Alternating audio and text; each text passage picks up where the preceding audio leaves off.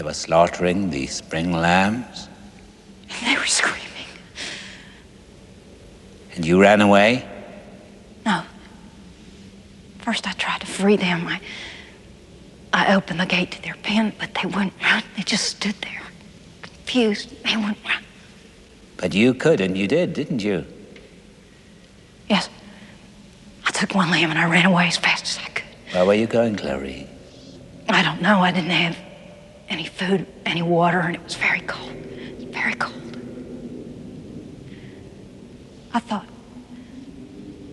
if I could save just one, but he was so heavy. It was so heavy.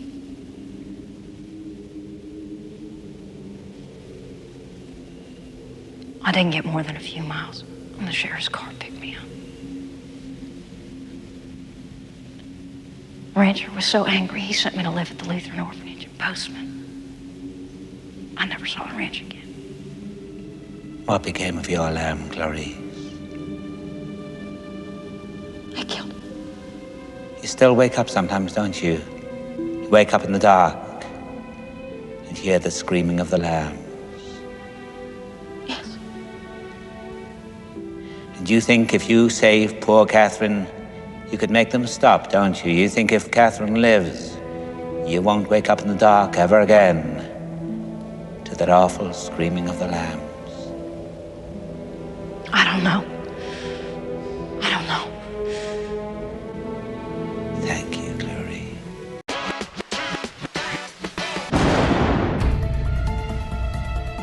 It's Two Dads One Movie Shocktoberfest, a celebration of the spookiest movies of the 80s and 90s. Now here are your hosts, Scary Steve Paulo and Nightmare Nick Brianna. Hello, everybody. It's another episode of Two Dads, One Movie. I'm Steve. And I'm Nick. And today we are talking about the 1990, correct me if I'm wrong, 91, I think. Yeah.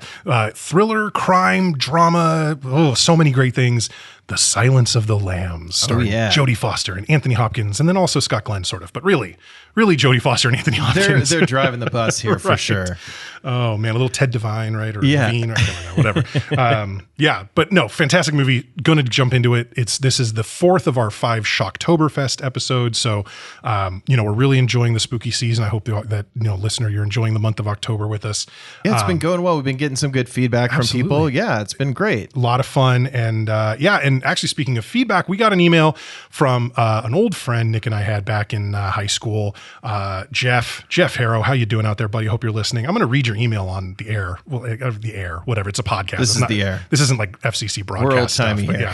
Yeah. So here's the email. The subject line. Paulo, Nick, 2 requests, 1 email. He's so clever with the Very nice. Yeah. First time, long time here. The pod rules. Oh, he's so nice. And great to regularly hear both your voices, only slightly more grizzled than they were in the late 90s. Request 1, Tombstone. I think we could probably figure that out at some point. I feel like that's in the queue. Yeah, it's in the queue. It's Done. in the queue. Request 2, 2 episodes behind, but assume you haven't had a 3 Dads, 1 Movie guest host. If you haven't, please have Chris Brianna, that's Nick's brother, join for something, anything. And I think that's a great idea. I don't know if you would be into that. No, for sure. We're going to start bringing some guest hosts. So we got big plans for our future here, but I love that suggestion, Jeff. Absolutely. And we'll have to see maybe Chris could either like jump into a movie we already have scheduled or pick one that he would really love or something like that. That'll be a lot of fun. And then Jeff says, sneaking in a third request, Paulo, that's me. You were adamant about us all watching Swingers as a modern masterpiece at one of Jason Banderas' pool parties. Shout out Jason. And turns out you weren't wrong, my man. I'll assume that one's in the works. And he's not wrong. It is in the works. He's also not wrong. It was a modern masterpiece in the mid-90s. Holds up. I have a feeling if he's talking about a Banderas pool party, that was actually probably a theater cast party, I would bet, at some point. So we're talking like 98? Yeah, like 96, 97. Yeah. That's when the movie came out. It would have been like, maybe 98, something like that. And all the theater kids getting together and watching that, which makes a lot of sense. Very nice. So Jeff says we should keep it up. He loves the production, the consistency, and I do think the consistency is a thing we try really hard to make sure there is an episode every morning, Wednesday, 5 a.m. Pacific, every single week. We get up so early every Wednesday to go live. We hope you all appreciate it. Yeah. So thank you, Jeff, for writing in. And if you want to do what Jeff did and write an email to the 2 Dads, you can do so at the show at twodads1movie.com. Okay. Yeah, thanks, Jeff, dude. Good to hear from you. I talk to Jeff a lot. Yeah, that's great. But it's great to have support from him. And, we've gotten email from total strangers and people who we don't even know where they live. And we love hearing from you. Seriously, like Steve and I love to chat movies. We're very responsive. So if anyone has some suggestions, fire away. We're learning as we go along with this, but we feel like we have something really fun going. Absolutely. And we have some more theme months coming up. Like I said, this is the 4th of 5 Shocktoberfest episodes. We have a whole new thing planned for November. We'll get into that next week. We have a whole different thing planned for December and for January. So it's like, you're going to want to stick around. There's going to be a lot of fun, and it's going to be kind of I think it's going to be really interesting to see these movies sort of back to back to back when they're related by a particular theme, and we'll of course get into all that soon. Absolutely. All right. So, The Silence of the Lambs. Nick, you picked The Silence of the Lambs for us for Shocktoberfest. Talk to me about your history with The Silence of the Lambs. Yeah, so I think probably pretty similar to most people, as I knew of it at the time, but we were on the young side, so we weren't watching this when it came out. No, definitely not. And even later, until we got to like college age, we're talking to each other about, oh, this movie's really good, you have to check it out. Because even in high school, it's like Tommy Boy or Silence of the Lambs. What are you going to watch with your boys? Right. But you just grow to appreciate it more and more. I think the more you get into like examining films and just the older you get and stuff to appreciate this kind of movie. So is one I kind of saw, in my 20s, but recently, especially my wife, Jeannie, is a huge fan of this movie, and her and I think have watched it together maybe 4 times. Oh my gosh. And it's just, it's hard because you kind of get lost in how good it is that you forget how many trigger warnings you should probably include when you're recommending it to somebody. Right. Yeah. You know what I'm saying? So if you're like, oh, you need a good movie to watch tonight? Do Silence of the Lambs. Because you forget this because the movie is just so enthralling and compelling, and like the work is so great in it. So yeah, this is one that I thought, it's not a traditional horror movie, but this is how something that is truly like an artistic film and a blockbuster can also be like in the genre of Shocktoberfest. Absolutely. I think if the particular combination of like critical and awards success, which we'll get into, plus box office success, that alone is like a rare combo to have both of those.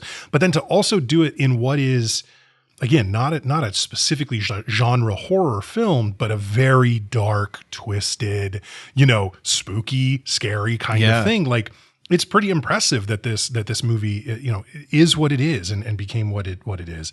I for my part, I think I first saw Silence of the Lambs probably in college. I was briefly at least a film student in college, and this was the kind of movie that, like, if you become a film student in college and you haven't seen it yet, you're like an outsider. Like, you got to catch up. You got to make sure you watch Casablanca and The Godfather, and you got to make sure you watch The Silence of the Lambs. And so, but I don't think I've seen it in probably 15 years, like at least. It's definitely one we haven't watched in a while. Although, funny enough, I got to ask you, your wife Jeannie, is she into like true crime podcasts and stuff like that? Is that like her bag or no? So like not really now, like this current wave of that being a big thing. But what she used to tell me she would read all the time at her job was this website called like True Crime Diary. Oh, interesting. And this is like early 2000s. And she said she would read that all the time, and it was, different true crime stories. So, the genre for sure, she's drawn towards that. Yeah. I asked because my wife, Heather, also a huge fan of this movie, very much into true crime. She watches the YouTubes and listens to the podcasts, and Dateline is on constantly in our house. Stuff like that. So funny parallel there.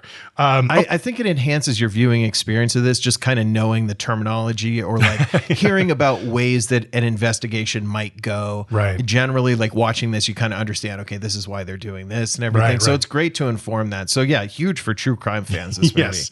Yeah, very Even much. though, God, I hope it's not true. No, it is fictional. It is based on a novel. So, but yeah, so let's go ahead and jump into the facts on The Silence of the Lambs. The Silence of the Lambs came out on February 14th, Valentine's Day, 1991, with a well-deserved R rating, a running time of 118 minutes. The film was directed by Jonathan Demme, written by Ted Talley from the novel by Thomas Harris, starring Jodie Foster, Anthony Hopkins, and Scott Glenn. I include Scott because he did get billing above the title, so I figured, throw him in there. But really, this is Jodie Foster and Anthony Hopkins' show for sure. The scores.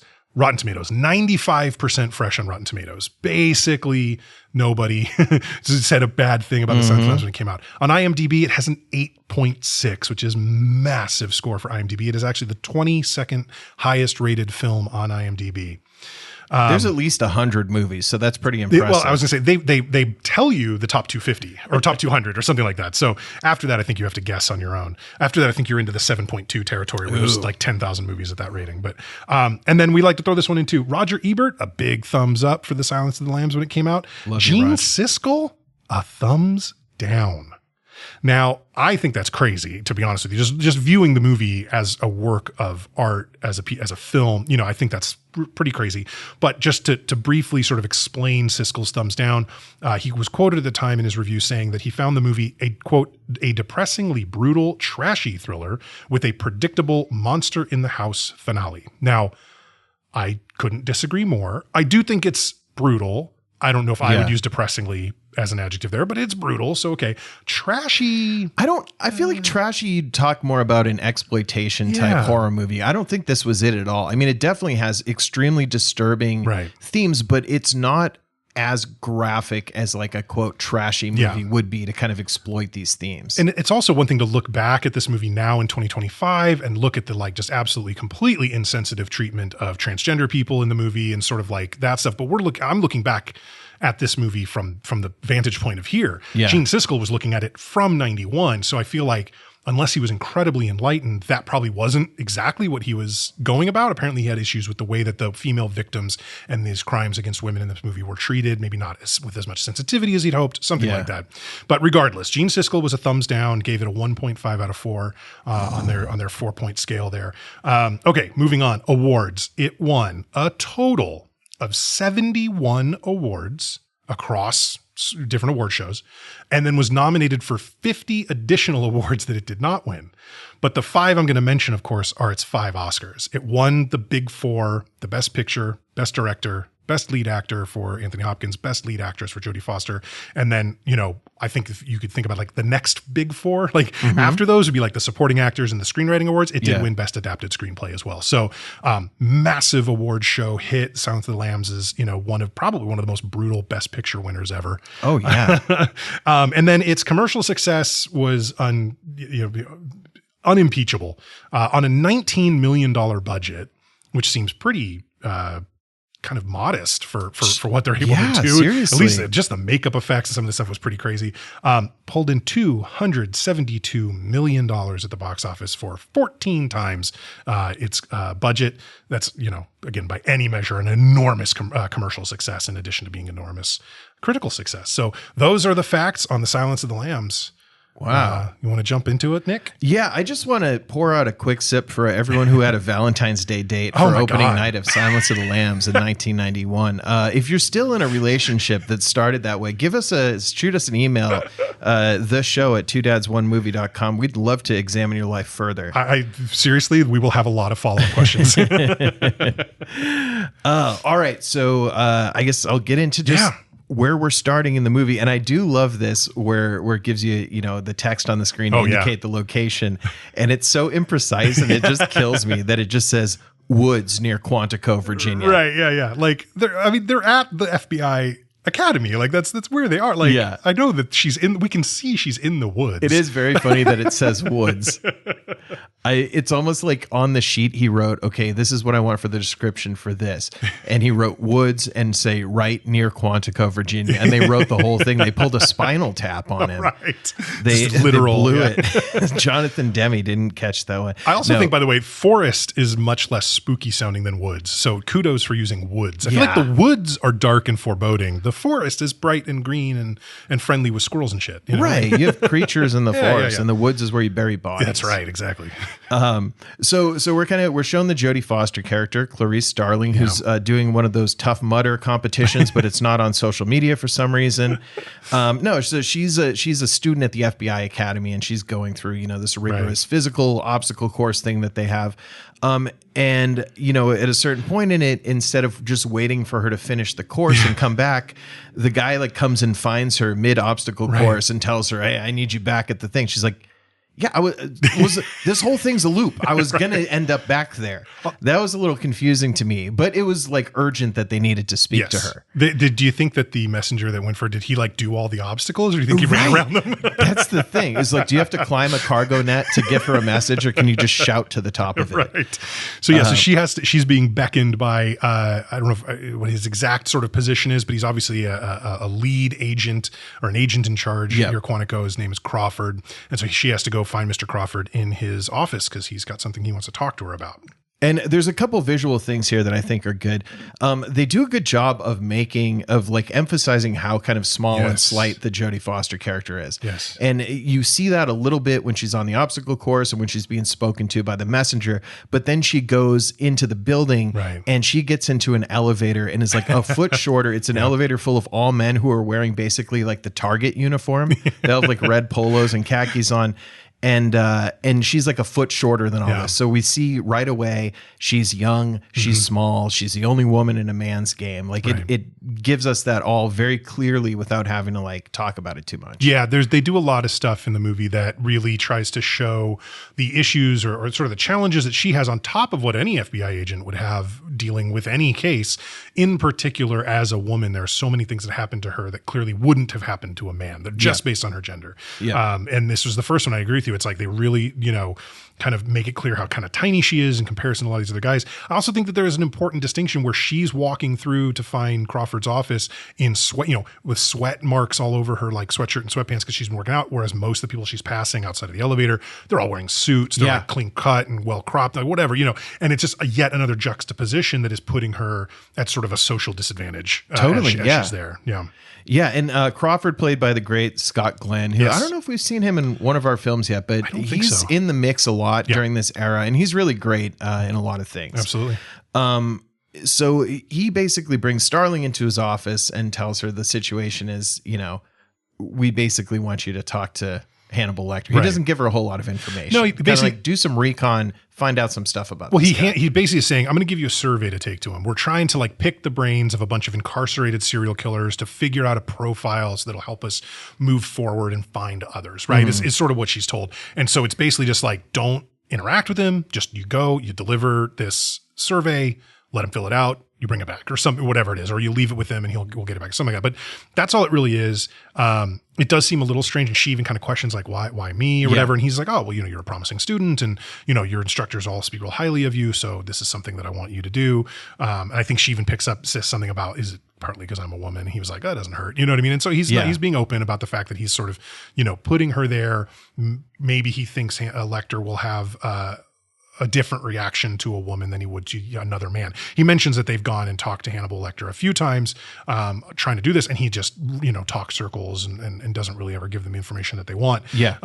And so and we don't at this point know much about Lecter other than he's a cannibal, because she even says, when she kind of whispers his name almost when he says Hannibal, like, Hannibal the cannibal, and so we know this about him. He's incarcerated.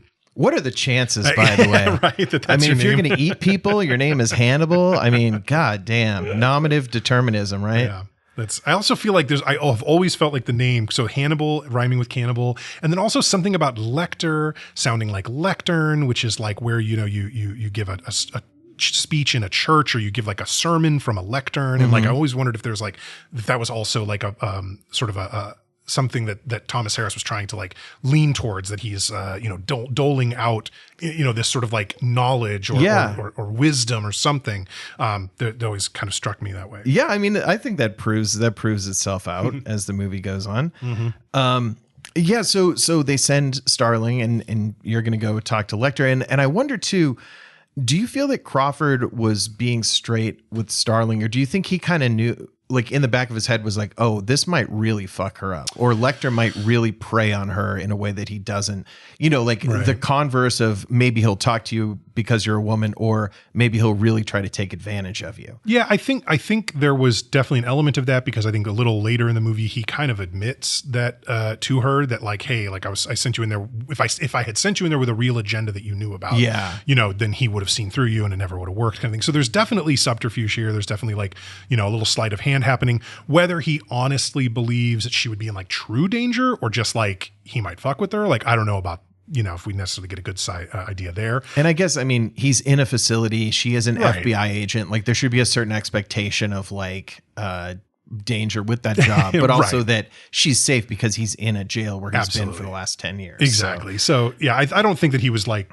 hoping or thinking that she would get in any real danger, but he was definitely like dangling her out there. There was definitely this element of like using her as bait to sort of get what he wanted out of Lecter for sure. Yeah. Okay. Well, I'm just curious your thoughts on that. So Clarice gets to the place where Lecter's being held, and she's kind of being guided down the stairs by Dr. Chilton, who's kind of the mad scientist, whatever. Well, he's the doctor in charge of these like mentally insane, criminally insane, right, really high level criminals. He's essentially the warden, right? But this is the Baltimore Criminal Psychiatric Hospital or something. But essentially, they're all the inmates there are his patients, but really he's a warden more than anything. Yeah. And one thing I want to point out, so this actor this is Anthony Hopkins playing Dr. Chilton. Great actor. Love him. Love to hate him. He is always a smarmy piece of shit. Like there's never a point. I cannot think of a single role Anthony Hopkins played where I didn't hate the character that he played, which only bolsters the statement that Anthony Hopkins is a very good actor. Because there's no way in real life that guy, I don't even know if he's still alive, but if he is or was, is like a piece of shit like that. You know what I mean? Like I'm sure he's a great guy, but he plays the smarmiest, he's so worst. Good. Oh God. Because if you just see his face in something, you're just like, this guy. Like he's up to something. He is always trying to take the mountain back from the kids, whatever. Like and he, as he's kind of explaining, he's being partially informative towards Clarice, telling her like, okay, watch out for this. Lecter's like this, be careful of this. But he's being extremely condescending to her and very pervy to her. And like flirting with her and trying to just in a creepy way. Yep. One of the guards there, who seems to be like one of the only nice people, right? Frankie Faison deals with it. The great Frankie Faison, who we've seen several times so far, named Barney. He is very nice to Clarice as he, it's going to be okay, whatever. Right. And they send her down the hallway. And Lecter is basically at the end of this hallway, and there's several other prisoners lined up there. Yeah. And they tell her, like, don't look at anyone, don't say anything, stay to the right. Right. And I will note, however, there does appear to be another set of stairs at the end of the hallway near Hannibal's, Lecter's cell. I don't know why they couldn't send her down that way. They had to send her through the Miggs gauntlet. They had to send her past Miggs, who we'll get to here. So yeah, so we I think there are 4 cells, or maybe there's 3 cells and then Lecter's cell. And the 3 cells up to that point are all standard, iron bars cells, whereas Lecter's is like this glass thing. It's got some like holes, I guess, for letting oxygen, so it's not like, they're going to suffocate him. But really, it's all glass. There's no way to get through it. So as she's walking by these other 3 inmates, they're all shouting horrible stuff to him. And the last one before, the one next to Lecter, is Miggs. And he, says something, really gross, like cover your ears if your bad language bothers you, but I can smell your cunt. Like, whoa, just so dirty and gross and horrific. We're so early in this movie, right, yes. Yes. And again, if you're on that Valentine's Day 1991 theater date, you're really you might be questioning things at this point. Yeah. If not right now, in about 10 minutes, boy, you're going to walk out of the theater. I don't know if the hole in the old popcorn bucket's going to get any use. So she walks by and people are being this guy is just absolutely despicable, because also imagine, like, what are they in there for? Oh, I mean, similarly, maybe not quite as bad as Lecter. With this notorious cannibal, right? Exactly. And she begins to start talking with Lecter, and Lecter is fully in control, even though he's like imprisoned. He has no actual physical power. Yeah. But it's amazing how the second she he's just fully in control during that whole conversation. I want to wax poetic for just a bit about Lecter's initial appearance, because I think it's so well done. It's one, I mean, honestly, there's so much in this that's great from Demme, but this and one scene later, I think, are really what solidified his Oscar win.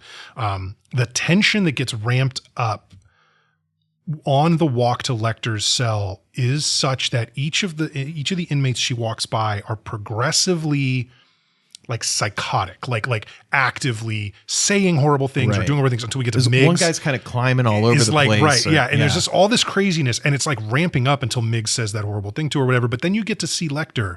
She goes one thing, and you see Hannibal Lecter, and he is standing perfectly still, not quite looking forward. He's like at a slight angle, the kind of thing that you would do if you're like protecting your body from like an onslaught, or you're watching multiple exits or something. Like, he's got this very tactical stance to him for some reason, but it's also completely calm.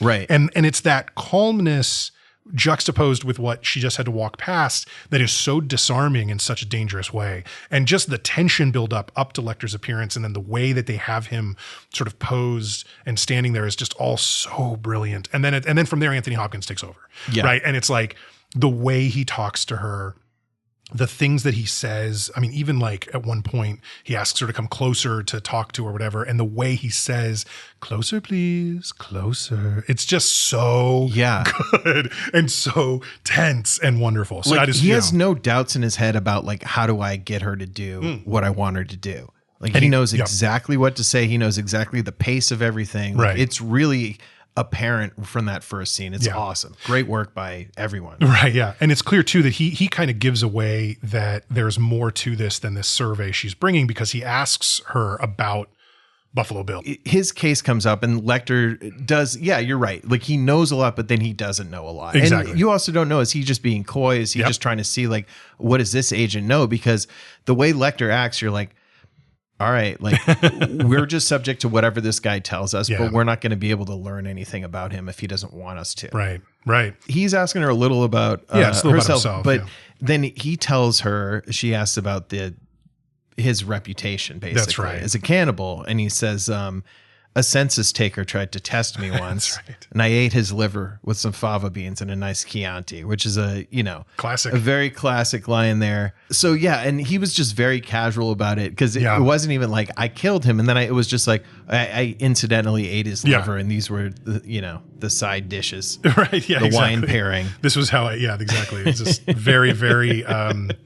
Just matter of fact about it, right? For sure. So then Clarice is going to leave, right? She has to walk by all the same cells again, and Miggs, Miggs is pleasuring really himself. into the smell that he smelled earlier, apparently. Yeah, and he throws his result emission, I guess we can call it. Yeah, at Clarice, like right in her face. Yeah. Honestly, I mean, context aside, impressive toss. Great shot. Miggs, like a dude. If there was a dude perfect for being the biggest creep in the world, like Miggs is, their top influencer. Absolutely.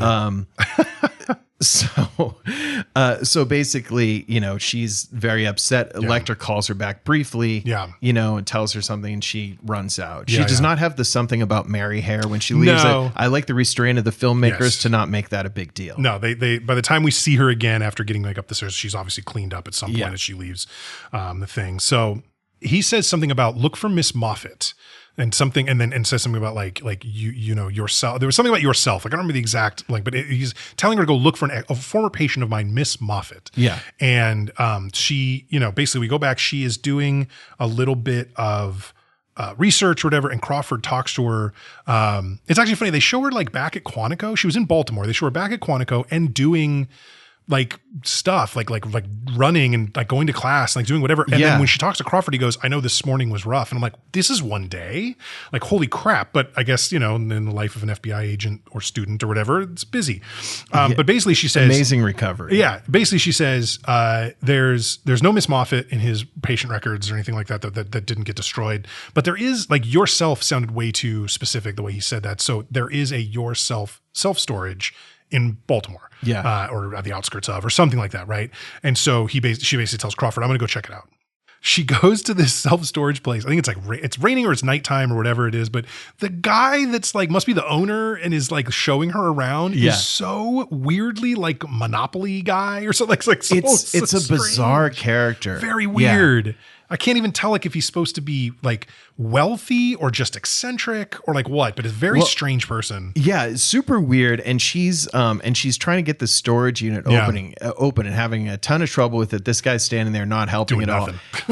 She looks to his driver, who's this enormous looking dude, and she's like, "Could he help me?" He's like, "Oh, he doesn't. He detests physical labor. Detests physical labor, like abhors physical labor." It's so strange. So poor Clarice, once again, like no respect, no help from anyone. She has to get like a car jack and jacks the door up, and then make sure to give him her business card and says, "Hey, if I get trapped in here, this is me. Everyone knows I'm with you. Please help me." Right, exactly. And she can barely get underneath. She actually cuts herself, her leg, getting underneath the door because she can only raise it a few inches. Luckily, she's very small. She's able to get through. And this storage unit is absolutely packed. Oh, and we should mention that it is said it was prepaid for 10 years. So there's 2 years left on it because Lecter's been away for 8. Yeah. Under the name Miss Moffat. So it's confirmation so for her. She found what she was looking for. Exactly. Yep. She goes in, and this storage unit is absolutely packed to the gills with all kinds of stuff. Just and absolutely it's the crazy. biggest storage unit I've ever huge. seen. It's got to be 40 by 40 feet or something. It's absolutely enormous. I think it's where Jay Leno keeps his car collection. Right. It's crazy. Yeah. She does refer to it as a garage, which is a pretty appropriate, because of the size, pretty appropriate way to refer to it. One thing I noticed here, she really should have brought gloves with her. At one point, she tries moving something, and she uses like a napkin or like a handkerchief. Not she sure needs why she like had more of gloves. a travel kit. Yeah. I think. But yeah, so she is looking around. She finds a car underneath the tarp, pulls the tarp off, and then climbs into the back of the car. And There's all kinds of creepy shit. I'm sorry. Super gross. If you own multiple mannequins, go to jail tomorrow. Like, there's no reason. Unless you're a dressmaker. Seamster or seamstress. Exactly. But yeah, so she ends up discovering a jar that has a head in human head in a jar. That's right. Yep. And this is very kind of upsetting to her. We don't really see her getting out of there. It kind of goes back after her discovery to her speaking with Lecter That's again. Right. Yeah. And this is interesting too. Like, he notices right away that she cut herself, even though it's clearly not like a large cut. He can tell whether he can smell the blood or something, whatever it is. He can tell she's just recently injured, which is very creepy. And basically, she asks him about the head in the jar, but he is like, wants this is the whole thing about quid pro quo, right? Like, where he wants her to give him something and then he'll give her something, whatever. So this is when they get in a little bit to her background, not everything, right? But a little bit of the background where she, both her parents, her mom died when she was very young, and then her dad, who was a cop, died when she was like 10 or 11, something like that.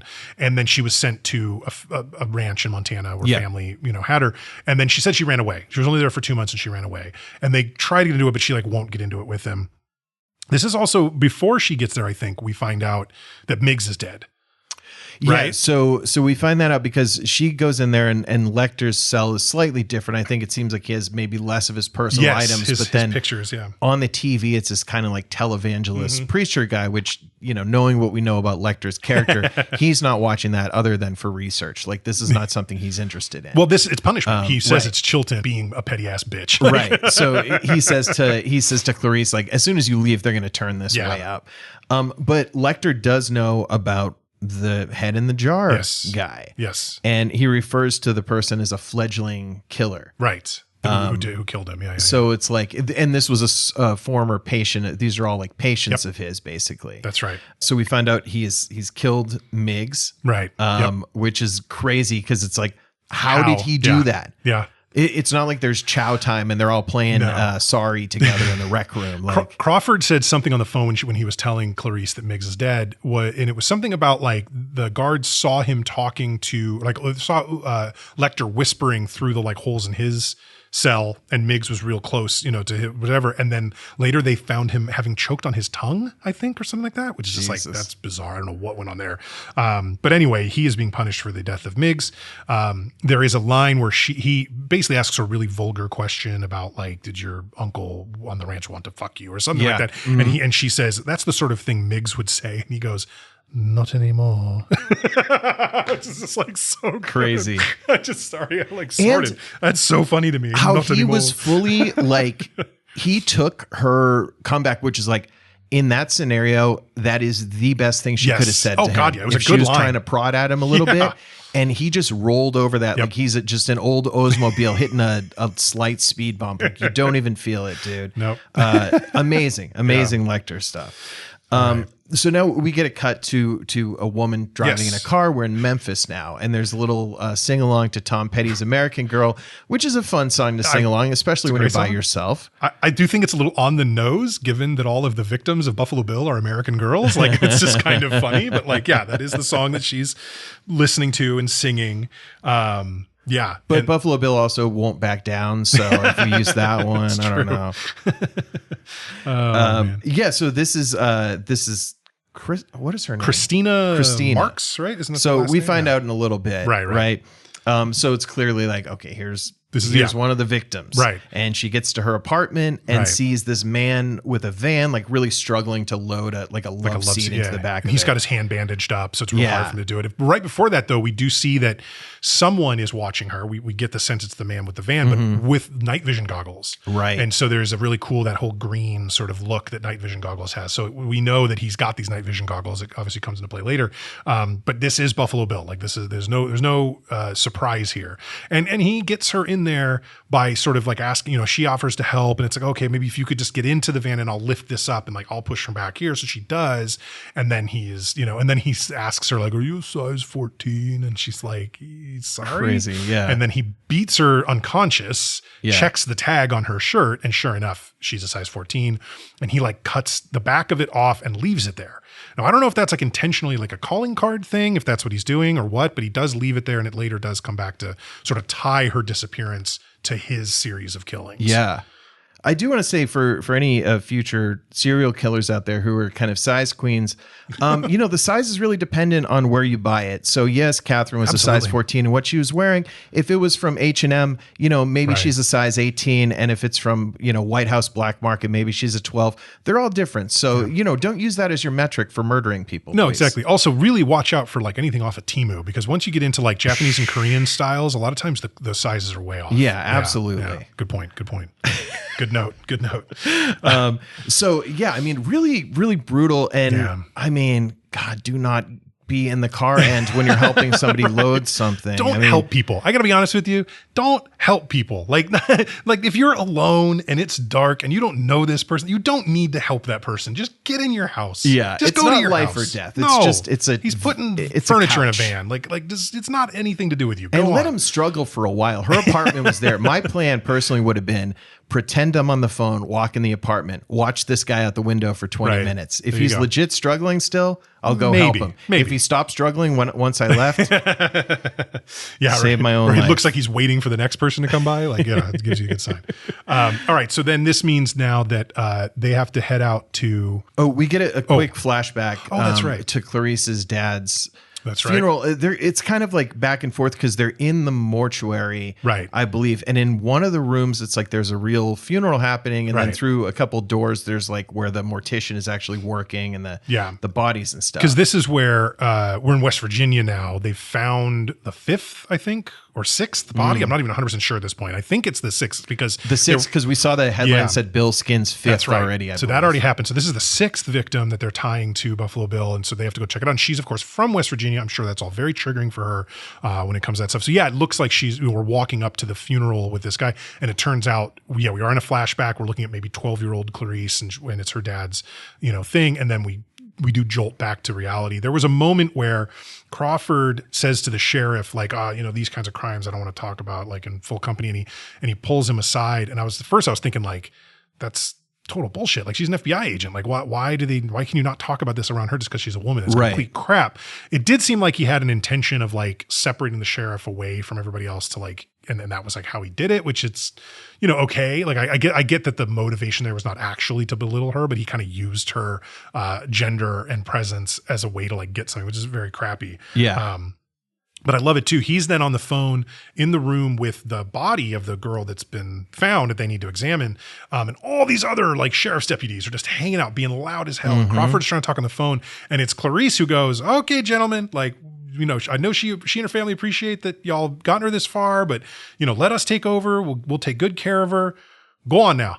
Go on, get." And I just love the very take control, but also a little bit belittling she's being to them is awesome. Yeah. Like it's so like she's able to give them back a little of what, because imagine, I mean, it didn't show it all in the movie, but what has her experience been in the hour or whatever that she's been there, right? Yeah. So that probably felt good, and good on her for being so new and being able to do that. And there's a recognition from Crawford too when she does that. He kind of smiles at her like, nice work. Like, he's Crawford.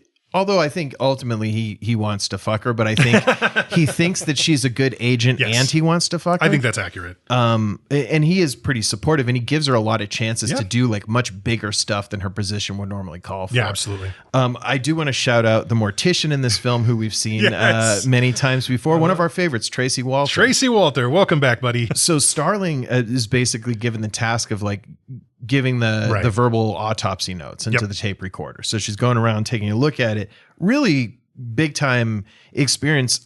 One acting thing. I mean, Jodie Foster here is unbelievable. The way that you can tell she's so shook by this and shook by her experience over the last few days, of course, understandably. Yeah. But she's also realizing like, this is the biggest shot I'm ever going to get. Like I can't break here. Right. I can't be the girl who starts crying and goes home. Like, so watching her fight through that as she's taking the notes, even before they find like the most disturbing shit, is really, really well done by her. Yeah. And speaking of the most disturbing shit, she is the one that notices there is something behind her tongue or behind, in her throat, like whatever. And they, they using some tweezers, they pull out a little cocoon. So, everybody's a little flabbergasted by it, but she takes it with her and goes to the Smithsonian. The next scene is this awesome, she's walking around all the dinosaurs. Like she's clearly like in DC, at one of the Smithsonians or whatever, right? I guess. Kind of the only comic relief in the entire movie. Yes. We get a little Rosencrantz and Guildenstern here in a minute.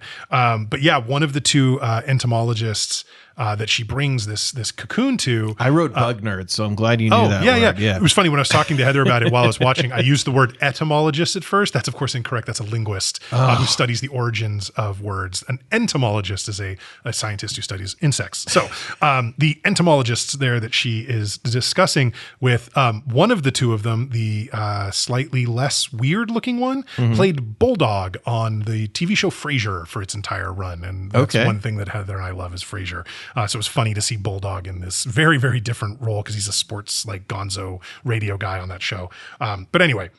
We're getting vocabulary and grammar here, folks. So basically the other one who isn't Bulldog hits on her and literally asks her out. She's just like puts up with this shit from fucking everybody, which is insane. He's nice about it, but it must be annoying. I mean, he's not as bad as I'm sure others are. He's not vulgar about it. He asks her straight up, "Can I take you out?" She said, "Are you asking me out?" He said, "Yes, I'm hitting on you," like whatever. He's just very honest about it. When she says no, he doesn't push. So like, that's all great. But like, she shouldn't have to fucking deal with that, period. She's doing her job, But I mean, at least this guy, wasn't like a creep about it. He was just very forward.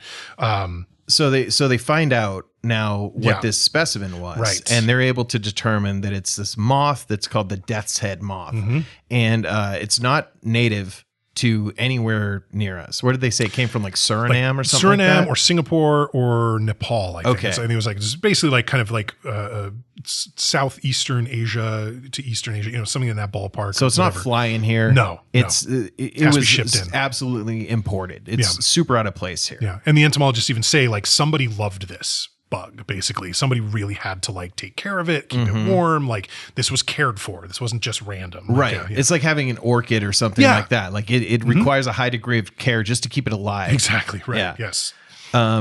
So this is crazy news that we find. Right. And now we're kind of back to Buffalo Bill's lair. Where there are a lot of moths. Moths all over the place. Just this horribly creepy, disgusting. I mean, they do such a good job of making his place just, it makes your fucking skin crawl. Yeah. And then he has a well in there. Yeah. And there at the bottom of it, like Ra's al Ghul is Catherine sitting there. And Bill is making some kind of, I think he's using his sewing machine. You could see he's kind of making some type of suit. He's sewing some leather, it looks like. Skin suit. So Catherine's mom is a senator. So that's kind of, we're not sure if that's why she was targeted, but anyway, it's somebody who's important and who can get on TV and try to get this solved. So we kind of see her mom on TV pleading to the killer, and they're being very, the cops are being very complimentary of the way Catherine's mom is. The senator is talking. They're like, oh, she's very good at this. She's really appealing the correct way to this person. Like, this is somebody who's very smart and thought out here. Right. She's using her name over and over again, referring to her as Catherine, all this stuff. And we notice when Bill is interacting with Catherine from above the well and giving her the famous sort of like, it puts the lotion on its skin. Like he keeps calling her it. Right. That's very deliberate. He wants to dehumanize so that it makes this all easier for him. So the fact that Senator Marks is using her daughter's name over and over again on the TV is smart. Now, I don't even know for sure we know that Bill sees her statements or not. They don't make it clear, I don't think. Like he's not sitting there watching it or anything like that. It depends on if he was at a bar or not at the time. So it could go, hey, turn that up. Turn that up, yeah. But yeah, so that's, there's interaction between them, and she's basically just pleading, for her life, and he is getting frustrated with her, and this interaction between them is very tense, and it's clear that, he has designs and she's not safe. And then I think it's when the basket comes back up with the lotion in it, she sees blood marks all over the walls. Or did I jump ahead? Like, we're a little ahead, but let's talk about that, because when Catherine is down there, I mean, so she's already in this most horrifying situation. The way that Bill is talking to her is crazy. Right. And again, the acting by that actor, and why does his name slip me right now? This is a guy whose name I should know, but he's like having this restraint, but it's different. Like Lecter just seems naturally restrained and in control, and Bill is trying desperately to be in control while he's saying it puts the lotion on its skin. And he's like, all right, what would a guy do to try to be nice to ask this? And I can do it 3 times in a row, and then I get visibly frustrated. And his voice is so weird. Put the fucking lotion in the basket. It's just so weird. It really is. But then when Catherine, she sees this, fingernail and blood on the wall. So it's like, I'm not the first one to be thrown in this fucking well. And she starts screaming. And the most horrifying thing is Bill's like mocking screaming of her. Yeah. So she's crazy. screaming and he's just going, oh my God. What a good job. I mean, this is like really the horror of this movie. It's just this guy, again, referring to as an it, referring to her as an it. Like this is somebody who does not see you as human, and you're his prisoner. It's fucking nuts. All right. So I think back into where the plot for sure where we were is now we've got Clarice bringing a deal to Lecter, right? Oh, yes. That's where we're at. Yeah. So she has arrived with a deal. She says, Senator Marks, her daughter has been captured by Bill. If you help us by looking through the case file and help us find him, and we're able to save her life, you get to be transferred to, it's maximum security still, but it'll be like this jail with like a view of the woods nearby. And 1 week a year, they'll take you to this like animal sanctuary or whatever. And, under heavy guard, you'll be allowed to walk on the beach and like be outside. And like, that's it. That's the best you can get. But if you do this, like you can have those things. And he had said, like, I want a view. I want to see the outside. Right. And he wasn't even trying in any of his negotiation. He's not like, I want out of here. He's just like, I know I'm going to spend the rest of my life imprisoned. I just want to be able to, I need some see privileges. The like I want to it see to the be sky. Yeah. We also get a clever girl from Lecter, which I enjoy a clever girl in any kind of film from the 90s. We'll have to watch for Jurassic Park. There's definitely some clever girl in that one too. But yeah, I memean, him getting into Clarice's life once again, he finds out that she was on this ranch, and he finds out that she was disturbed by that there was like cow and sheep on the ranch. So that's how far he's gotten in learning about her life so far. Yeah, I think that's right. It was horses and sheep. It was a cattle ranch. He said, no, it was sheep and horses. And so that's as far. So, but he keeps getting little bits, right? Like every time they talk, he gets like a little more info about that. And so, yeah. So it was a fake deal. Yes, as it turns out. We find this out. And it was, I don't think Clarice knew at the time, but Crawford had sent her there with this deal. And he knew, he was just like, well, I had to try it. They're like, you sent him with a fake deal. I had to try. And there was a couple elements to it that Lecter was like, that's very clever that this island was like some island that's, quarantined because of anthrax or whatever the fuck. Yeah, exactly. So Lecter now is going to come face to face with the senator who is going to, has an actual deal for him. Right. There's a thing where basically Dr. Chilton at the hospital had like a listening device in Lecter's cell. So he's listening and hears what the deal and what the offer is. So he's the one who contacts the senator, finds out the deal's fake, and then makes a real deal with her, and basically is going to bring Lecter to Memphis to talk to her, which seems like a bad idea. Yeah. Seems like, but I'm not Dr. Chilton. What do I know? I mean, yeah. But Lecter, I mean, to their credit, for saying we're bringing this dangerous person there, they have him locked the fuck down. And this is where we start to see like the iconic restraint devices that are used on him. The mask, and the straight first jacket. One, it's like he's in like a catcher's mask that comes to the middle of where his nose comes off his face and is absolutely crushing his nose into his face. The cartilage on the tip of the nose is just being squished super hard. When we were watching this, Jeannie was like, beside herself. She's like, he doesn't even have that big of a nose. She was like, I know a lot of people. She's like, I have a bigger nose than that. I would get absolutely decimated if I got put in that thing, you know? And then he's in the face mask, you know, with the kind of bars over his mouth and on the dolly and all restrained and stuff. And they wheel him up to the senator. And once again, the look on his face, he's not just like, oh, what's happening to me? He's just kind of like, yeah, wheel me over there. I have some shit to say. Like he's very in control. Yeah. And he says, I mean, he initially gives a name, right? This is when he gives, was it like Lewis Friend or something like that, right? So the name he gives for who Buffalo Bill is. And so they kind of take that and go, but then he says some real horrible stuff to the senator too about like breastfeeding Catherine and did it make your nipples hurt or something, all this kind of stuff. And they're just like pissed. And it's just kind of like, I find it funny sometimes when he does things like that, because it's like, obviously he has a purpose to it.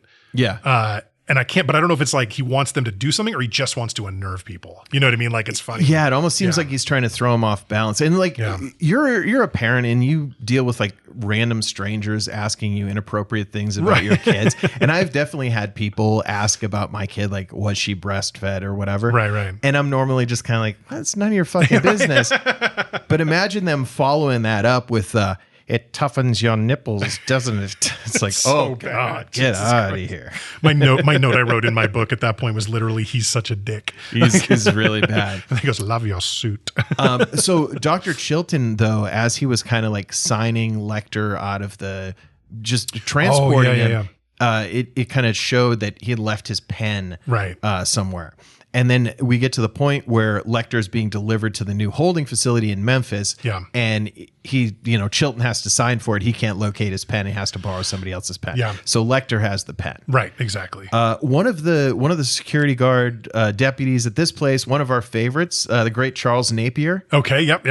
Who's Doyle? I think Lieutenant Doyle. And he is in more movies that have an under 5 rating on IMDb than like anyone in history. Like it's so funny how many bad movies Charles Napier is in, but he's also in a bunch of like great stuff too. Rambo First Blood Part 2 and like the Blues Brothers. Yeah. I mean, but then there's also like Jury Austin Duty Powers. and like I mean, this is some really bad I think he's in one of the 3 Ninjas movie, but not the original, one of the sequels. You know what I mean? Like High Noon at Mega Mountain, starring Oscar winner Charles Napier. Clarice comes to visit Lecter and talk, because basically she doesn't believe the name is correct. Like she believes that she says something to him, like your anagrams are showing. Yeah, she's like, he's not giving us the real information. Clarice has to go in and like sign in to and the cops have all been told like nobody sees Lecter, and they're just like, But she actually kind of has to lie to them, right? Because they say like Chilton has said everything's locked down. She goes, oh, I was just outside with Dr. Chilton just now. Like I'm with, and like, oh, okay, all right. They let her in.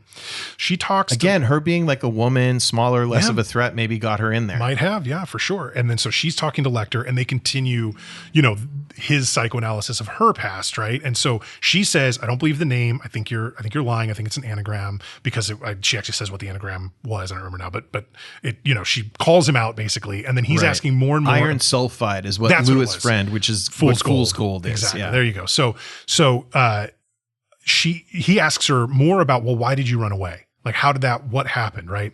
And this is when the sort of title of the film is revealed in some way, right? Where she talks about how she heard screaming, woke up in the middle of the night, went out to the barn, and basically they were slaughtering lambs for meat.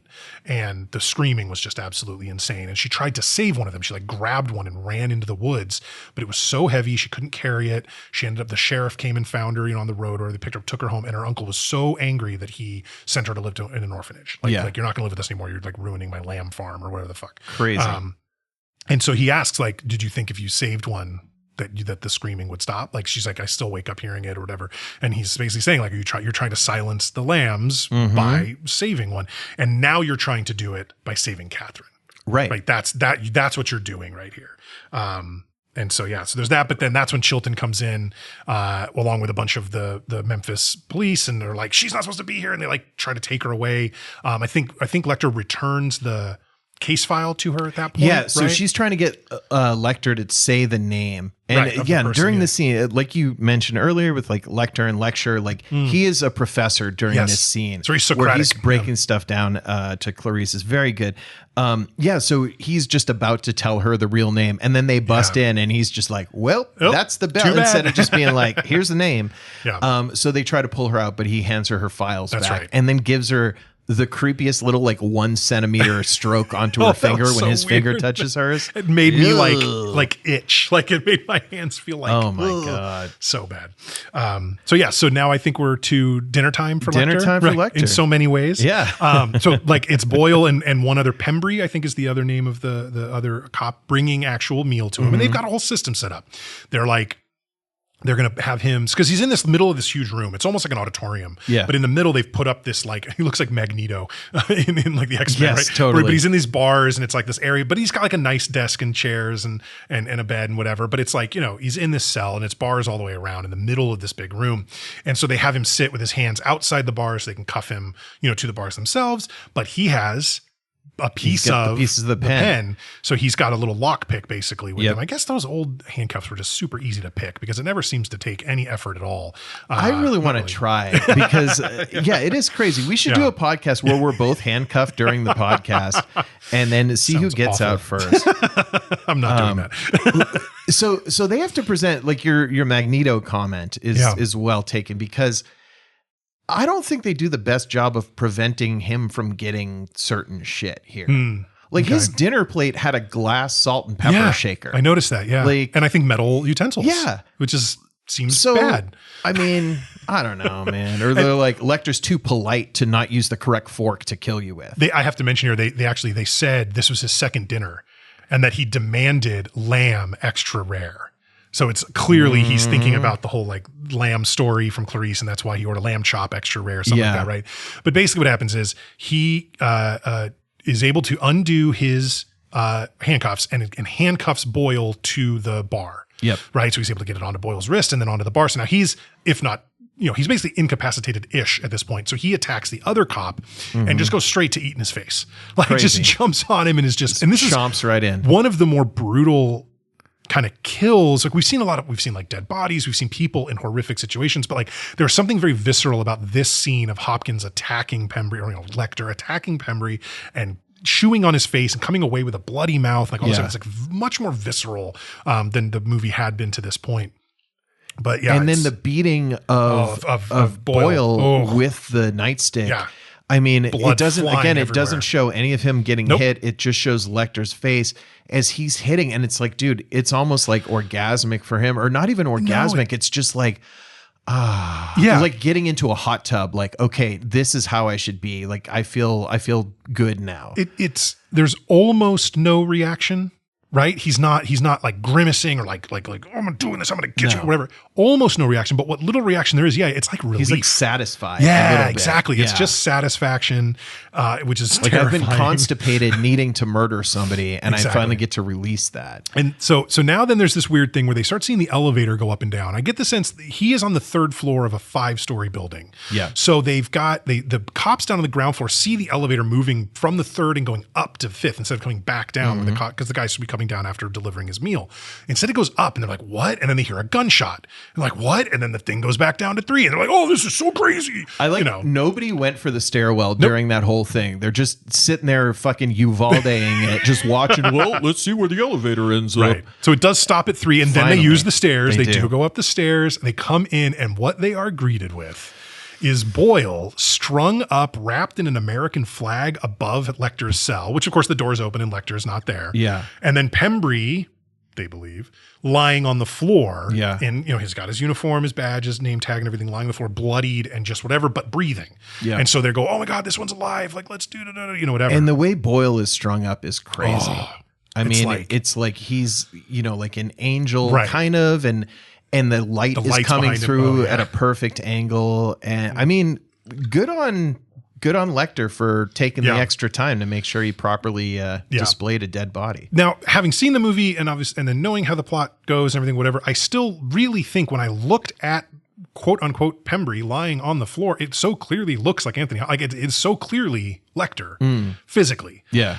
I didn't even notice at first that he was wearing the face, which we'll get to. But like the initial shot, I'm like, that just looks like Anthony Hopkins. Yeah, like, the how do face they not was know? so beaten up, it was hard to exactly. tell. But basically they put Pembry. They actually cover his face because there's so much damage to his face, or at least from what they can tell. They cover it in a towel, so now they're not looking closely at him. And again, he's wearing Pembry's outfit. They put him in the elevator to go back down. Yep. When suddenly blood drips from the ceiling of the elevator, and they're like, oh, Lecter must be up there, right? And this is good cop work. So I feel like the elevator guy's incompetent. You didn't go for the stairwell. You waited too long. But now the blood drips. Nobody says anything. And they do my favorite thing is where you just like use your gun to point at stuff and gesture towards stuff. Right. And then he was actually on the walkie-talkie. The cop kind of in charge is the one with the crazy mustache. And he goes, yep, sir, that the best we can tell, he's up on 5. That's where he's at, because now they feel like they know he's there, but they don't want him to hear them say that. Right. Very smart move, right?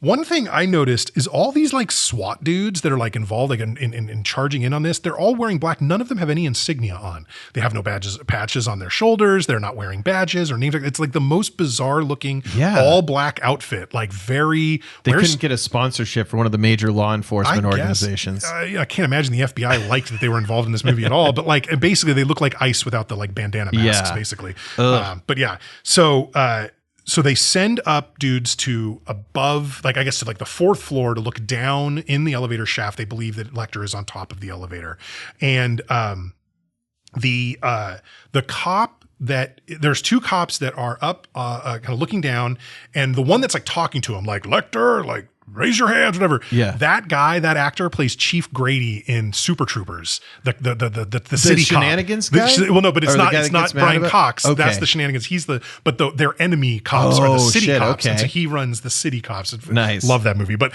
anyway, so he's like, he's like, okay, shoot him, so they actually like shoot his leg. The other cop has got like a rifle. Turns out cops can do that. Yeah, exactly. And right. And so he shoots him in the leg, but no reaction. Like no reaction at all. They're like, that's super weird, right? So we go back down to the elevator and they open up the like hatch in the ceiling, and who falls down, but not Hannibal Lecter. Yeah. It's Pembry in Lecter's clothes, and he ain't got no face. Right. It is just ripped up. At which point we cut to the ambulance. Right. So we cut to, this is a great, like the way this is edited is so good too. Cause we cut to the ambulance where Lecter's kind of like unwrapping the towel from his face and unhooking, he's been hooked to some regular IVs and stuff. And then you see a woman like get a phone call back at Quantico or whatever, just horrified, starts running down the hallway. And then it is basically, Lecter has taken out, he's killed the ambulance people, killed another guy. Yep. Wearing Pembry's face, like full on crazy, cut like his face the way off. he peels the face off, so bad. And like the reveal is, you still don't see, because he's still really bloody. Yes, so that it's Anthony Hopkins, but it's not just like a perfect vision of Anthony Hopkins. Sure, it's when very he pulls menacing. the face off. It's demonic, dude, it is nuts. But what a memorable, fucking really cool scene, and almost the last time we see him. Like it's basically the last time we see Lecter inside the plot. There's a very brief moment. But this is kind of it for his role in this story, at least, right? Everything from here on is Clarice figuring shit out for herself, basically. And so she is talking to a friend of hers at the FBI, and they're sort of chatting through the different victims and all this stuff. And she said, Lecter said, that he covets. And what do we covet? Well, we covet what we see. Like, we can't covet something we don't know about. And they realized the first victim, it must have been somebody he knew. Let's go to the town where the victim was, Belvedere, Ohio, I think they said, right? And it's really smart. I will say, I think they gave this first victim the strangest first name, Frederica. Oh yeah, Frederica Bevel or something. Bimmel, Frederica Bimmel. Like, what the hell kind of name is Frederica? But they call her Freddie or whatever. I guess it's fine, but just very strange. I sometimes find myself taken out of a movie when a character's name is so odd. Oh yeah, it's like you couldn't just name her Sarah. Secret of My Success. Like certain names are just too off-putting. Yeah, I would have accepted Brantley before Frederica. It's very strange, but no. So there's that and Rourke. Oh God, that's right. The Rourke River from the River Wild. They really got a lot of really messed up character names in this show. Add Frederica Bimmel to the list, because good God. So Clarice is now she's starting to investigate that, and she goes to Frederica's house and talks to her dad. Yes, exactly. And kind of looks through her One of my favorite like opening when a cop shows up to talk to like a family member of a victim. Yeah. When it just cuts to the family member saying, I'll tell you the same thing I told everybody else. I love that fucking Been through this shit. about 10 times with all the different law enforcement agencies. I'll tell you The other fella came right. by. Yeah, right. So she's looking through and she's given permission to kind of search Frederica's room, and she comes to this music box. Yeah. And for some reason, like decides, there's probably a false top in I think this. she could see there's like a lining, like almost like lots of like a velvet lining in the thing. I think she could tell it had been picked away. Like it doesn't look solid. It's like, well, is there a reason that they're, look what's back here. It's a bunch of Polaroids. Yeah. Right. It's the 1991 version of having like, nudes on your phone. Right. Absolutely. Like, but it's Polaroids. Underwear Polaroids. Right. Yeah. Sort of boudoir shots a Right. bit, right. For her. So obviously there was someone in her life that she was taking photos for. Someone else had to take these photos, and then give them to her because it's clear, there weren't no selfies on Polaroid. Somebody had to take the photo, right? So there's that. Frederica has, she fits the profile of what they've been discussing of a Buffalo Bill victim. Yeah. She's a little on the bigger side. She's like in the zone of. Yeah, I don't think we mentioned that kind of important detail. So what they found is that Buffalo Bill would keep his victims alive for 3 days after capturing them before they would be killed, is what they believe, right? And the reasoning, it sounds like what he was doing was picking larger women and then starving them basically for 3 days so that their skin would get loose. They would get like dehydrated and they would lose a little bit of weight, just like whatever. And then he could skin them more easily. Yeah. What it seems like. And so, this woman fits the bill perfectly. And so they, I think at this point we cut back to Bill's house, right? And we go and we see Catherine with a rope and a bucket trying to capture Precious, the dog, right? Isn't that where we're at? So one thing that Clarice sees before she leaves Frederica's house is she's looking through the closet and notices the dress with the pattern cut out of it, and it clicks with her like he's making himself a woman's suit. A woman's suit, exactly. Yeah, because the diamond packs on the patches on the back of this dress match what was cut out of Frederica's back, basically. Or no, not of Frederica, of the most recent victim. That's right, the most recent victim's back. And so that sort of gives her this clue, like, oh my God, that's what's happening. That's why he's skinning them. He's like, he's a seamster. He's putting these things together. And she calls Crawford. And she's like, hey, like, I know what's happening. And Crawford's like, shut up, honey. The men have this. Don't worry about it. We're on our way. Right. And she's like, cool, I'll come meet you. He's like, don't worry, sweetheart. We got this. And I don't even remember where, like what state. They were in a different state. They weren't even in Ohio. So they're he going said somewhere they're heading else. towards Calumet City, Illinois. Illinois, that's right. Home of the Blues Brothers, I believe. And very nice. And then she said she's 400 miles away. Right. He's like, so no time to get here. Like, she's not going to get there for the arrest or whatever they're going for. To his credit, he said, you're one of the main reasons we got here, Starling. We won't forget that. Again, so he is giving credit to that she was a big guy part of that it. doesn't necessarily just want to fuck her. A guy who does seem like he legitimately trying to be professional her. To some extent. Yeah. For the standards of 1991, he's trying to be professional. Right. The standards were lower back then. So this is the scene where now we're in Buffalo Bill's house. Ooh. And this is absolutely one of the most impressive sequences in Hollywood history. Crazy. Absolutely amazing misdirection. Jonathan Demme crushes this entire sequence. So we have this combination of cuts back and forth. One set of cuts is to Buffalo Bill's place. So it's Bill, he's in the basement, Catherine's there, and it's either him, and he is putting on makeup, he's wearing, you could call it a wig, but it's clearly a woman has been scalped, and he has kept, the skin and the hair, and he's put it on. Yeah. And this is the whole, like, what is that song? It's Goodbye Horses. Goodbye Horses, thank you. While Catherine is trying to lure Precious into the well. Yep. But while we're cutting to her and to him in this thing, we're also then cutting to this establishing shot of a house. Mm-hmm. But we've never seen the outside of Buffalo Bill's house. We have no idea what it looks like. This is where Bill's the FBI is showing up. This is where the SWAT FBI is team and everything. So they got the whole the flower delivery van, like, right? But it's like, and Clarice has also in the meantime has said like, there's a woman like I need to talk to this person because she found that Frederica used to do she did custom work for this woman. I can't remember the name of that woman now, but basically like it's somebody that Frederica worked for, who she was over there a lot, and she's wondering, okay, can I talk to this woman? And maybe does she have an adult son or some other male person who lives with her? Maybe that person would be a suspect, kind of thing. So those are like the four things we're going back and forth. Exactly. So it's all this cutting back and forth, and it's all intense and very tension building and all this stuff. So what we see is a few things happen, and again, the ordering is a little fuzzy to me now, even though I just watched this the other day. But Catherine does capture Precious, at some point.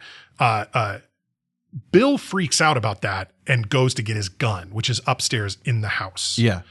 Then the doorbell rings. And so he has to like go, or that's when he goes up. It's the doorbell. While the FBI is like ringing the doorbell at the house they're at, the doorbell is ringing in Bill's basement. Like right there. We're right there. But then we see Bill. Well, go before we jump in, just a couple details real quick here. Please. Because when Catherine is down in the well, she's trying to kind of fish for the dog. Yeah. And at first, she finally sees that the dog has followed this bone and she's there at the top. And Catherine gives a yank to the bucket and the bucket just comes down. Right. The dog doesn't get pulled. That's right. She's so devastated. The acting that she's doing there. The other thing that she's doing is as she's trying to call the dog, she's like trying and failing to whistle. Which I feel like is just so like, oh my God, dude. Like she's so desperate. She's trying to like, I think it's just really well done to show that overcome her. But then she finally ends up getting Precious down. It doesn't really show Precious like falling into it, but she gets Precious in the well. She does have the dog at one point because she yells up to Bill, like, I got your fucking dog. I got your dog. Your dog's hurt. Yep. So Bill also, while he's doing dressing up and singing along to this song, he steps back at a certain point after doing the, would you fuck me? Fuck me. And then does like one of the most iconic dick tucks of all time. Oh yeah. And the reason I have to bring this up is I mean, as an actor, to be able to be that creepy again is amazing. But this is a movie that started getting around among my friends in college a bit. And I remember going to a college friend's wedding and being woken up by my friend who bashes on our hotel door. I open the door and he's standing there in a robe with like a little Bose speaker and he's playing Goodbye Horses. And then all of a sudden he just drops his robe and he's fully tucked and like does the thing for like 30 seconds and then moves to the next room. Like he did this to all of our friends at the hotel at that wedding. And now he is a well-respected surgeon in the Dallas area. So I just want to say, never give up on your dreams, folks. Absolute legend. That's awesome. That's amazing. So okay. So all the tension is built up. So now we have Bill's going to answer a door. To answer the door. Yeah. We have the FBI's coming up to a door. They're Starling's coming up to a door. And no, we don't know. That's a real important key. We don't know where Starling is yet. So we haven't seen Clarice go to a door. She's going to somebody's house. We were told she's going to go to a house. But we haven't seen her in these cuts back and forth. But every time they cut between the FBI outside the house, they're at ringing the doorbell to deliver these flowers, right? We see this like really horrific looking like light and buzzer going off in Bill's basement to tell him his doorbell's ringing. So he does go up, and when he answers the door, it's Clarice, right? Not the FBI. That's where we see her, and that's like a huge shock. And then we see the FBI bust into the house they're at. The house was empty. Oh, that's right. They go in the house busted into. That's right. And so Clarice now is talking to, she doesn't know this, but talking to Buffalo Bill, asking about this Mrs. Lipscomb or I don't remember the name. Oh, Mrs. Lipman. Okay, Lipman, I do have that. Yeah. They go Lipman and asking, and he says, "Oh yeah, I bought the house, a couple years ago from her. Like, yeah, so I don't know anything about her other than that, kind of thing." I think the reality, of course, is that he is her son. I think that's what we're being shown here, because she, at some point, Clarice ends up, she goes upstairs or into a bathroom at some point and sees a corpse in a tub. But I'm jumping ahead a little bit. But I think that's the idea, is that like he has like let his mother rot, or maybe it is some random old woman. But I get the feeling that like he's been more involved. So anyway, so he's looking for a card because he's like, oh, maybe she left contact info or something like that, right? Or no, her son. Yeah, she has a son. I'll see if I can get her info. And she says, asked about Frederica, and he goes, she a great big fat person. Oh, that's right. You're a great big fat person. God. But yeah, and then as Clarice is kind of looking around the apartment, it's like sewing stuff. Yep. Oh, moth that appears out of place with the death's head thing that she has been told exists only in Eastern Asia or whatever. Crazy. So this is when I wrote in my notebook, she should call for backup, because when he realizes that she knows and she draws her gun, he runs, and we know he's got like a hand cannon, like an absolute huge handgun that he's got. And she just follows him. And I'm thinking to myself, like, you can't get local PD there. Maybe it would take too long. I don't know. But like in a situation like this, where yes, you're trying to save that victim. Don't get me wrong. You don't want Catherine. First of all, she doesn't know Catherine's alive or not. Right. Okay. And the FBI has kind of been, they say we want him for murder, not kidnapping. Right. That's what he had said. So it was kind of like, we don't really think she's alive right now. Right. So there's that. Plus they can tie him to all these other murders. Right. So there's that. He's not going anywhere because all his project is there. Like he can't go anywhere and Right, he leave can't all this relocate, behind. yeah. So back up, call the local police, tell them what's going on, watch the house. You know what I mean? Instead, she just drives head first, goes in, of course, makes for a better movie. When she gets down to the basement into the well, she says the funniest thing to me. When she says, Catherine Marks, she goes, yes, like I'm with the FBI. You're safe. In what fucking world is this chick safe? She's yet? very I'm confident. sorry. Like, she's very ridiculous. confident for sure. Oh man. When she first kind of pulls her gun on Buffalo Bill, so he's like getting her this business card, but we see that his gun's right around the corner, and she pulls her gun. She's like, put your hands up. Yeah. The way that he kind of like litters those business cards is just like adds such a creepy element to it. Like he doesn't drop it immediately. It's just kind of fluttering down to the ground, almost like little, moths or butterflies and shit. But just little motions that they add to this make it. And it was good because I bet you, whether or not it was super conscious by the character at the time, it's very distracting, right? Yeah. That's something she's going to notice that, which is going to give him that split second he needs to bolt around the corner. Whether that was fully intentional or not, either way, it absolutely works. And so then we're given one of the coolest scenes ever, which is they're down in the basement together. So they're not up in the house where there's windows, and he is able to shut off all the power and all the lights. Okay. It is true pitch black. Like, I don't know how often I've been in like a true pitch black room. There's always some little LED going off or somewhere, right? I have to like cover things in my bedroom with like bandanas at night or something to make sure they don't glow. So, there's like bugs and shit. I mean, it's pitch black, but also all these creatures around there. Well, and first of all, there's a well that you don't want to fall into. Yeah. You don't know what else is down there. I mean, it's absolutely terrifying to be that dark and in a totally unfamiliar place. Yep. And of course, when he kidnapped Catherine, the night vision goggles, they come back into play. They're back. So now we see his view. I love this scene too. We see his view through the night vision goggles of Clarice fumbling around in the dark. And this is the hubris of serial killers, right? If he had just raised that gun and shot her, he could have done it without her reacting. Right. But he decides to follow her for a while. Yeah. And kind of menace towards her. Because it's too thrilling to watch her suffer. Because, I mean, another great bit by Jodie Foster is the way that she's kind of panicking in a situation where you're fully blind here. You can't see what's going on. Trying to hear. You have to be carefully. Composed, but you also have it's fucking crazy. And her hand the hand with the gun is shaking super hard, which makes perfect sense. It's all very much whatever study Jodie Foster did ahead of this to sort of like capture what would it be like to react to the situation. She did a fantastic job. Obviously, there's nobody says this isn't a fantastic acting job. So he is following her around until finally we see, again, kind of seeing his POV, his gun raise up. I guess one of the big downsides of it is that it's got a big heavy hammer you have to cock back to prime the trigger.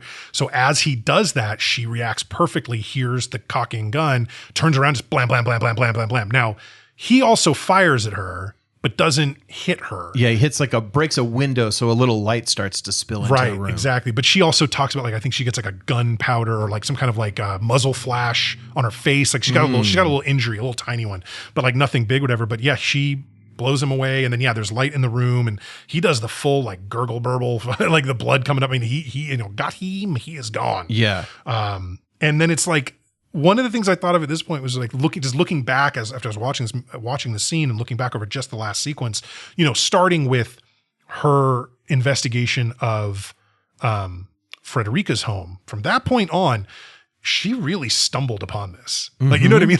Like, yes, it was like some good detective work, but it was kind of lucky as shit that's who she got. I mean, even with her correct interpretation of some of the messages Lecter was giving her, it was like, you got that exactly right the first time. Like, I felt the same way about the self-storage thing. Exactly, that was like, oh, okay, I guess she's just brilliant. But yeah, that is the sort of end of the Buffalo Bill saga. Right. And Catherine is rescued. She walks out holding Precious, which is kind of funny. Like, maybe that was a good trauma bond. Maybe Precious needs a new home. Yeah. I mean, she's clearly adopting Precious. Like the way she talks about the dog, it's like, no, the dog's mine now, like kind of thing. So. One thing I would love in a scene like this is I would love the dog to be wrapped in a little foil blanket after the trauma, Yeah, the little I want like one of those blanket. for a dog there. Yeah. So Starling now is graduating from the FBI Academy, and there's kind of a little after party celebration type thing. And I don't know the exact, how this time is passing, because it really seems like she went straight from killing Buffalo Bill to taking her finals the next day and then graduating the next day, because her wounds are still fresh and everything. That's true. Yeah. She's got the thing on her cheek, that's like from the muzzle flash, or the gunpowder or whatever. And so there's that. Maybe you get automatic graduation from doing something like that. I mean, she did solve like the world, at the time, the country's biggest serial killer case, right? So, I mean, that's gotta be worth something. Worth something for sure. Yeah. So, but yeah. And then, but she's told she has a phone call. And so she briefly talks to Crawford, but then he's like, don't forget about your phone call. So she goes, and who is calling her? Wearing the worst wig in the history of the world, Hannibal Lecter from, I don't know if we know where he is, the Caribbean somewhere? I couldn't tell if it was, I heard them speaking French. I mean, it seems somewhere like Algeria, maybe somewhere in Africa where they speak French, I think it was more tropical. Or Haiti or something. I feel like they were more like in the, I don't know if the Dominican Republic, French Guinea or something. I mean, there's definitely like French, or, was it, it's probably not St. Bart's, but there's like the French side. St. Bart's is a French side and a Dutch side. There's a bunch of the Caribbean nations do have French speakers. He was there in that area, right? A lot of palm trees, crap like that. So he's there, and he basically, I love the line. First of all, he tells her, I'm not coming after you. Yeah. The world's a more interesting place with you in it. I'm not coming after you. Which is, I don't know if you can trust him, but I feel like you can. Like, I feel like he would be honest about that. Well, at least now she knows, like, okay, this guy could have killed anybody that he wanted to kill. Yeah. So I must not be one of those people. It must, right. If he wanted me dead, I'd be dead. Is sort of the thought. And I think it's probably accurate. And then he says, like, I have to go. I'm having an old friend for dinner, as Dr. Chilton. Yeah. He's watching Chilton deboard a plane and start walking around there. And then he slowly starts following him. Like you said, with the wig that looks like someone went in and said, hey, can I get a Mark Davis wig? Oh God, like, exactly. Pumpkin pie. It's really, dude, this is a pumpkin pie motherfucking haircut. But yeah, so we're kind of left with that. So the main like killer in this story, Buffalo Bill, is done, but Lecter is still out there in the world and still has full plans of, doing what he does. That's the interesting thing about this, right? As a crime story, the crime being investigated in the story is solved. But only by allowing a far more dangerous person out into the world. Right. Far more dangerous than Buffalo Bill is Hannibal Lecter. But that is The Silence of the Lambs. Yeah. This, awesome. Great conversation. Great movie. I mean, so I guess with ratings, you want me to kick her off since this was my selection Your pick, go first. So watching it again, it doesn't lose a thing. Yeah. I really, am impressed by everything about this movie, and again, it's really driven by two actors. Sure. And they did such an incredible job. The supporting cast is good as well, but I mean, without the dynamic between Jodie Foster and Anthony Hopkins, this wouldn't have been as effective. And some of these things that are so disturbing, the things that Gene Siskel didn't like about this movie probably might have affected me more if it wasn't just such a good fucking movie, So like, it's very disturbing subject matter. There's very upsetting imagery and stuff. And just thinking about it really is tough, but it is so well done. Yeah. And the characters are just perfectly done, and you feel like you understand them like outside of the context of the film and everything. Right. So yeah, I mean, I'm with the world on this one. And I think it was certainly deserving of a Best Picture, a Best Director. And this is a year that like Terminator 2 came out, Cape Fear. I think Beauty and the Beast was up against it. Right. Bugsy, JFK. It all sounds right, a lot of great stuff. So yeah, I mean, like in strong competition, it held up. It still holds up. This movie does not feel dated at all. No, I mean, agree. There's always like technological things you can point to with a crime movie where it's like if they had a cell phone or whatever, but it doesn't feel old. And I'm giving this one a 5 out of 5. I'm with everyone on this one. So I mean, kind of not much to say outside of what you said there. I mean, well acted, well written. The source material obviously is fantastic, but the adaptation is great. Jonathan Demme kills it. Directing this, like I said, that whole sequence, the misdirection of the FBI going to what they think is the killer's house, and then Buffalo Bill dealing with it, and that cutting back and forth, and is just so well done, and it's so convincing. Even knowing the reality of, like, I go into that sequence going, oh, this is where they do the misdirection. It was still like tense and really well done, even though I know that they're not at the right house. I mean, this is a really interesting thing. Acting's fantastic. Everything in this movie is fantastic, except for some of the subject matter, which obviously is really brutal. It's a really brutal movie. Tough. but what could you possibly ask for from this movie that it doesn't give you? Yeah. That's the thing that for me makes it a 5 out of 5 and as it's well. like 2 hours on the dot, or it's like 2 minutes right under under 2. that, yeah. So it's not 2:45. Like Nope. it is a watch, perfect date night, Valentine's Day. Exactly. Yeah. So yeah, you're a 5. I'm a 5. The two dads are 10 out of 10 on the Silence of We the love Lambs. our horror movies. We've been banging out some good rated. I mean, we've had some great horror movies. That's true. I mean, I noticed my own ratings. I gave a 5 to Nightmare on Elm Street. I gave a 5 to The Thing. Yeah. So, and then now this one as well. So, cool. Well, what's our next 5? Right. Yeah. So, well, I mean, I don't know about that because I'm going to wrap up Shocktoberfest with a little bit of a different thing. And here's something that I've yet to do. This will be our 34th episode, I believe. Nice. 33rd episode when we go. Lost track of it for a second. We're going to do a movie that I've never seen, and I believe you've never seen. We'll get to it in a second when I tell you what it is, but like, I'm pretty sure you've never seen this one and I haven't, and yet I'm picking it. And the reason is that I know the backstory behind it. There is like a lore around this movie. This episode will come out a couple days before Halloween this year, when this episode drops, the one that we're about to talk about. And so it just felt really fitting. And it involves somebody that we have already done a few movies of and absolutely adore. So we're going to go and check out a movie that John Carpenter was the producer for and wrote part of the score. He like co-wrote the score. We love a good John Carpenter score, right? Absolutely. This though is a misfire on so many levels. This movie was. It was an attempt to take John Carpenter's Halloween series and turn it into an anthology about Halloween. Okay. Rather than a series about a killer named Michael Myers, right? So this is Halloween 3, Season of the Witch from 1982. Michael Myers does not appear in this movie. Ooh. Everybody who saw this movie in the theater in 1982 went to it assuming Michael Myers would appear at some point. He never does because he's not in the movie.